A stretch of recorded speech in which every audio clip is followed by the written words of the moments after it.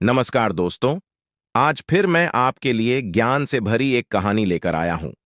ये कहानी है गौतम बुद्ध और एक दुखी भिखारी के बीच की बुद्ध मॉरल स्टोरी, जिससे जीवन का बहुत अच्छा ज्ञान मिलता है। एक बार महात्मा बुद्ध एक गांव में अपने शिष्यों सहित घने पेड़ एच की छांव के नीचे बैठे थे। आसपास के गांवों से बहुत से लोग अपनी मानसिक समस्याएं लेकर महात्मा बुद्ध के पास आ रहे थे। महात्मा बुद्ध उन सब की मानसिक परेशानियों का समाधान देते। सब लोग खुशी खुशी अपनी समस्याओं का समाधान पाकर वहां से लौट रहे थे।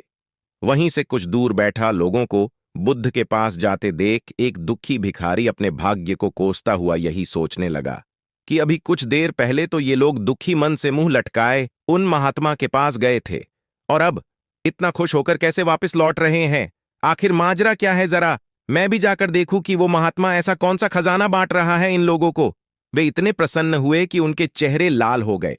जब वो दुख भिखारी कुछ नजदीक गया तो उसने देखा कि ये महात्मा तो लोगों को प्रवचन देकर लोगों के दुख का निवारण कर रहे हैं।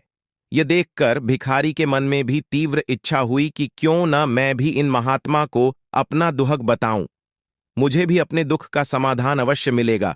बस फिर क्या था, समाधान पाने की लालसा लिए भिखारी महात्मा बुद्ध के सामने पहुंचा और हाथ जोड़ ढाकर प्रणाम करते हुए बोला, हे महात्मा बुद्ध, मैं भी लोगों की मदद करना चाहता हूं। मुझे लोगों की मदद करने की बहुत इच्छा है, लेकिन मैं कैसे मदद कर सकता हूं? मैं बहुत गरीब हूं।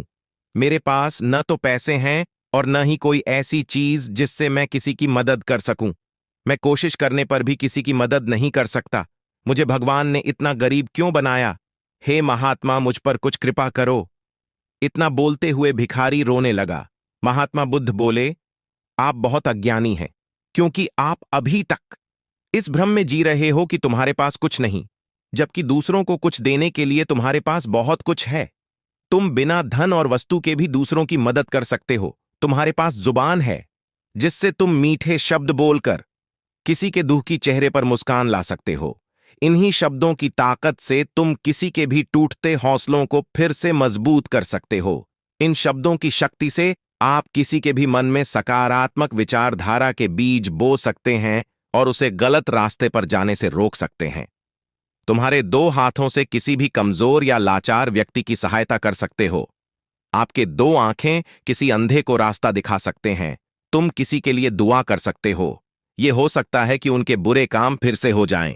आप किसी के अच्छे स्वास्थ्य की कामना कर सकते हैं। लेकिन अज्ञानतावश तुम अब तक इस बात को समझ नहीं पाए और इस भ्रम में अब तक जीते रहे कि तुम्हारे पास मदद करने के लिए कुछ नहीं।